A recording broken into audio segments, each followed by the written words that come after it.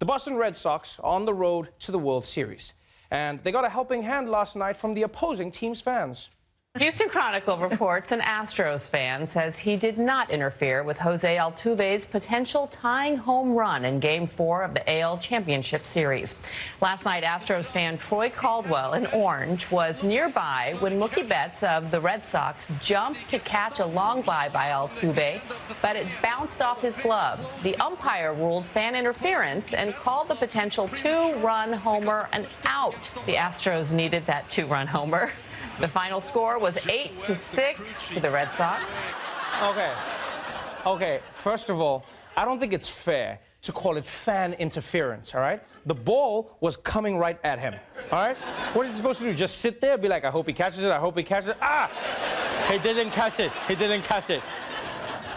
Like, to be honest, I don't blame the fan. I blame baseball. Why would you put your fans in a position to affect the score of the game? There's a reason this doesn't happen in any other sport. Imagine the problems if basketball had rimside seats, huh? It's like 1 second on the clock, Steph Curry takes the game-winning shot, and then the fan is like, nah. Like this poor fan, man. He just wanted to take a baseball home. I get it. I mean, the last time I was at a Mets game, I got myself a baseball, and I still keep it at home. You know, I give him water and rice every few days. I understand. But let's move on to some science news. Stephen Hawking was one of the most brilliant theoretical physicists alive. And thanks to his new book, he's also one of the most brilliant theoretical physicists not alive. Late physicist Stephen Hawking is now posthumously providing his own brief answers to the big questions in his final book. Hawking writes, "There is no God, that the laws of nature can explain everything." He says that intelligent alien life is out there, and that time travel, at least into the past, is actually possible. Wow. Those are some big claims, man. And I'm not saying he's right or wrong, but he also predicted that Pete and Ariana would make it, so you tell me.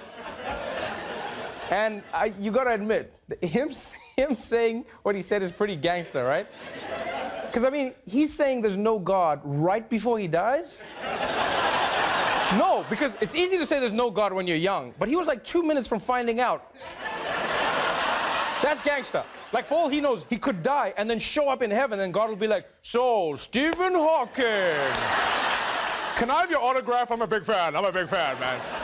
But it's also great news that time travel is possible. I mean, that's what Stephen Hawking says. You can travel in time back to the past. I hope that he's right, and I hope it happens soon. Because if I could go back in time, I would go back to right before the Titanic hit the iceberg, right? So that I could be there to say, "Hey, Rose, don't throw the diamond, throw it at me," and then I catch the diamond. And then I get a free diamond. Yes! In other news, Kleenex is changing the name of their man-sized tissue box. Yes, after people complained that it was sexist. So I guess now they're going to change it to, I don't know, my guess is jerk-off size. It's a lot more honest. And I completely agree with this because ladies can have boogers just as big as men, so it's a good name change.